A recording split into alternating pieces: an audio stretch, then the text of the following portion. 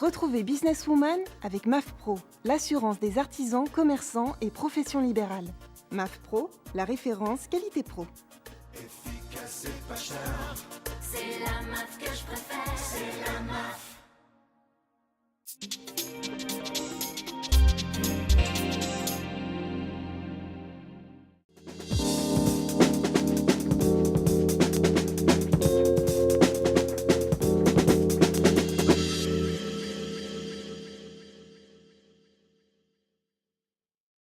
Bonjour à toutes et à tous, ravie d'être parmi vous pour ce nouveau numéro de Businesswoman, un programme dédié, vous le savez, à l'entrepreneuriat au féminin.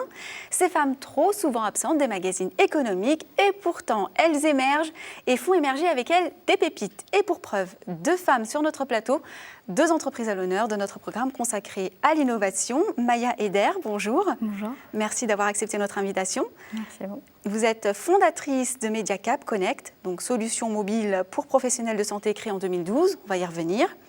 Et également Raphaël Merajowski. Menajowski, j'y étais presque. Fondatrice de Leverbiz, système permettant d'analyser les données marketing, permettant d'optimiser son rendement. On va commencer par vous, si vous le permettez. Est-ce que vous pouvez nous résumer concrètement votre activité ? Concrètement, c'est en fait assez simple. Leverbiz va aider les annonceurs, les sites internet, à analyser la performance des investissements marketing qu'ils réalisent en prenant l'internaute depuis sa recherche jusqu'à son achat. Donc on va regarder tout le cycle de l'internaute et on va analyser tous ses clics, tous ses comportements pour regarder là où il y a de la vraie performance et des leviers d'opportunité. Donc si j'ai bien compris, c'est vous qui espionnez donc nos manipulations sur Internet, nos connexions pour nous envoyer la publicité ciblée à chaque fois qu'on ouvre une page. Et voilà. Voilà, on a trouvé la coupable. Merci beaucoup Raphaël. Donc Maya Eder, est-ce que vous pouvez nous dire 2 mots sur votre solution à destination du monde médical ? Mediacap Connect est un éditeur logiciel dans le domaine de la santé. Donc nous commercialisons et concevons aussi le logiciel du dossier patient et de facturation qui fonctionne sur un support mobile, donc sur une tablette en l'occurrence, et qui est destiné aux professionnels de santé travaillant dans les cabinets libéraux, donc votre kiné, infirmière, etc. Alors comment vous est venue l'idée de créer ce concept assez innovant pour le monde médical, sachant que vous n'avez pas du tout travaillé dans ce secteur ? D'une part, c'était une idée qui germait en vous. Voilà, c'est ça. Et puis, je cherchais aussi une idée pour mon mémoire de fin d'études en école de commerce. Et donc ça, c'était une idée que je trouvais avec aujourd'hui mon associé Olivier Cornum. Et nous avons commencé à faire une étude de marché donc dans le cadre de mon mémoire. Et ensuite, il y avait l'entreprise qui était née de tout ça. Alors, j'imagine que d'ailleurs, ces secteurs innovants, il y a des ressources technologiques assez importantes à mettre en place.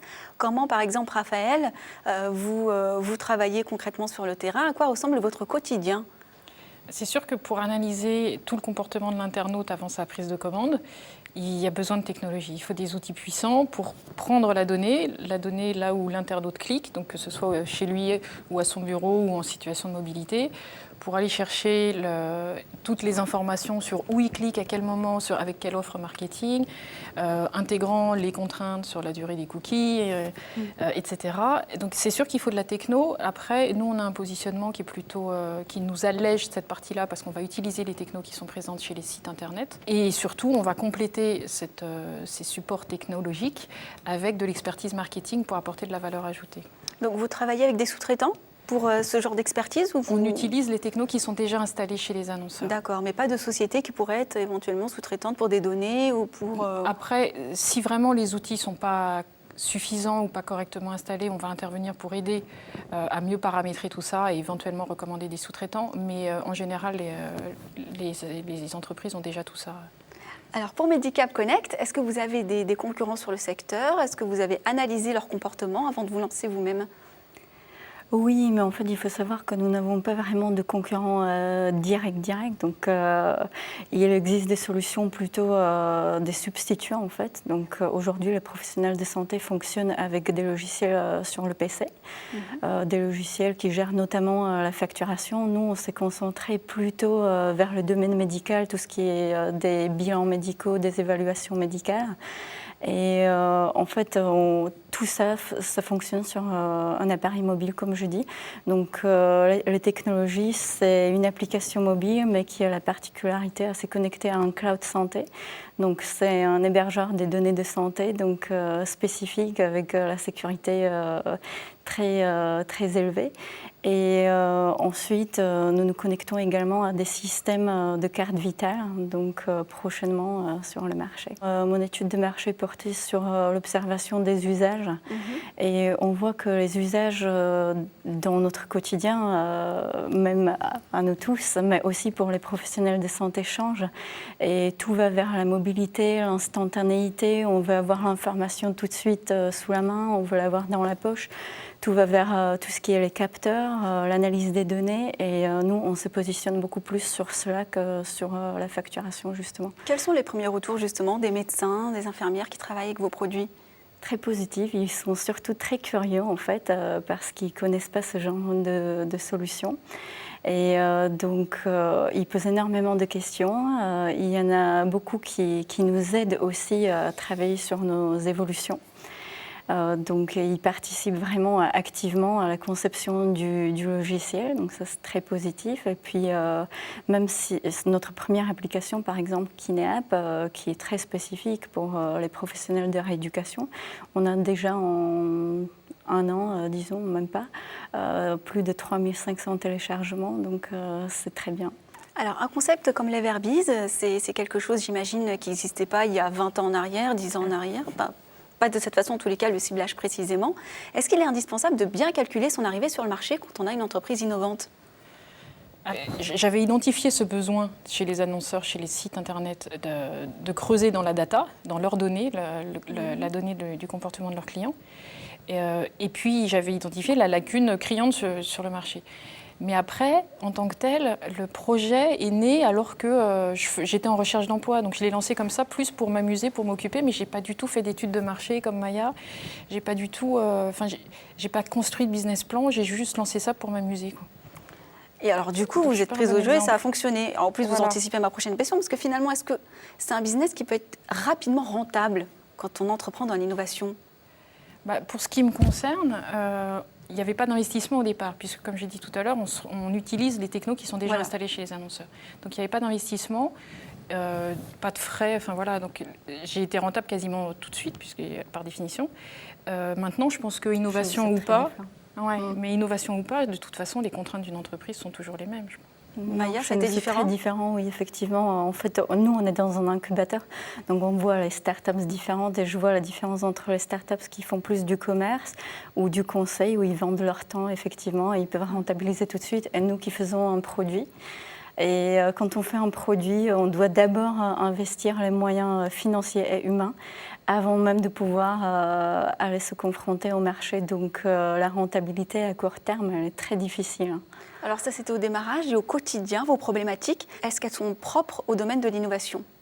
Pour moi, je pense que c'est surtout lié au domaine du produit que de l'innovation elle-même. Je pense que le produit, quand on fait un produit, souvent, il y a quelque chose de nouveau aussi. Mais nous, nos problèmes quotidiens, c'est surtout la trésorerie, comme pour beaucoup de startups. Donc propre aux entreprises finalement, pas finalement propre au secteur de l'innovation. Voilà, je pense. Trouver des clients, les servir et exactement. Continuer à progresser. Et surtout trouver des équipes motivées et qu'on peut garder avec des moyens très limités quand même. Alors justement, vous parlez beaucoup de temps, de faire ceci, faire cela, mais on oublie que vous êtes maman toutes les deux. Comment vous arrivez à optimiser votre temps de travail avec une vie de famille à côté ? On y arrive.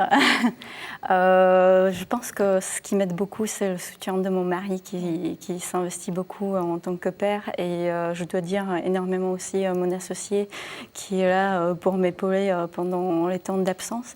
Mais ce qui est bien quand on est entrepreneur, c'est qu'on a une certaine liberté. Donc il y a des moments intenses, certes, mais il y a aussi des moments où on est beaucoup plus libre de passer le temps avec nos enfants, je pense. Vous avez été incubée chez Paris Pionnière. Qu'est-ce que ça vous a apporté ? Est-ce que c'est quelque chose que vous conseilleriez aux femmes qui souhaitent entreprendre ? C'était une très belle expérience. Effectivement, nous étions accompagnés pendant 1 an et demi chez Paris Pionnière. Nous avons rencontré énormément d'entreprises, des femmes et des hommes aussi, très motivés et pleins d'énergie et d'idées. Et donc oui, je conseille notamment en phase de création. Maintenant, nous avons changé. Nous sommes chez Perrier Incubateur, incubateur Boussico, qui vient d'ouvrir tout juste. Et ce qui est aussi beaucoup plus centré sur tout ce qui est le domaine de la e-santé et du design qui nous sont très proches comme domaine. Raphaël, vous avez une double casquette parce que, en plus de votre structure, non contente d'avoir déjà beaucoup de travail, vous avez créé une association, pour le coup c'est pour la bonne cause, WebASSOC. Est-ce que vous pouvez nous en dire 2 mots? Ça rejoint ce que disait Maya sur les enfants. C'est vrai que c'est des contraintes, mais au final, ça permet de travailler aussi dans un autre objectif et du coup d'apporter plus d'énergie au quotidien qui parfois, pour le boulot, peut être un petit peu difficile. Et donc WebASSOC, c'est une association qui réunit des compétents du web pour aider les associations à titre bénévole, les associations humanitaires ou caritatives, et du coup on les aide à mieux communiquer sur le digital. Donc on ne va pas sur le terrain, c'est elles qui s'en occupent, mais on essaye de les aider avec nos compétences sur le web. On peut donner l'adresse internet pour celles qui nous regardent et qui souhaiteraient justement Merci. C'est WebASSOC, W-E-B comme web, assoc, A2SOC.fr. Alors, quels conseils on pourrait donner, c'est la dernière question, aux femmes qui nous regardent, qui ont en tête un projet innovant et qui souhaiteraient le mettre en place? Moi, mes conseils, c'est de s'associer avec quelqu'un parce que je pense que se lancer toute seule, c'est courageux.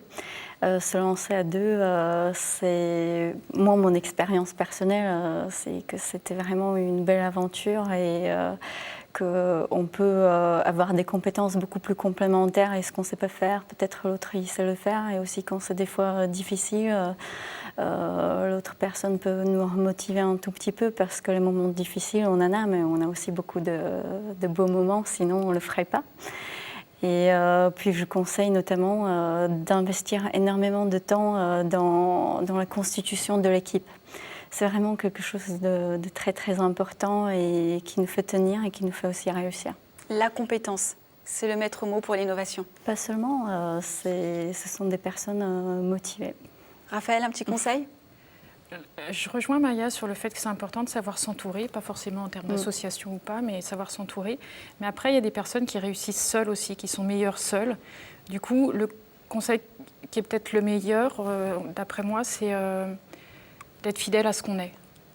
Donc, si on a besoin d'être entouré, on s'entoure. Si on a besoin d'être seul, libre, autonome, on ne s'entoure pas. Ce seront les mots de la fin. Merci à toutes les deux pour vos entreprises innovantes. Merci à vous de nous avoir suivis. Vous pouvez retrouver cette émission sur ellesentreprenent.fr, sur WeDoBiz, mais aussi sur Demain. Quant à moi, je vous retrouve dans un prochain numéro de Businesswoman.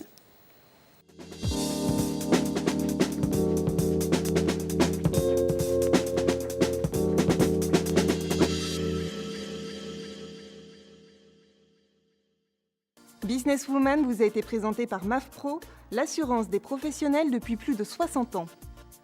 MAFPRO, la référence qualité pro. Efficace et pas cher. C'est la MAF que je préfère.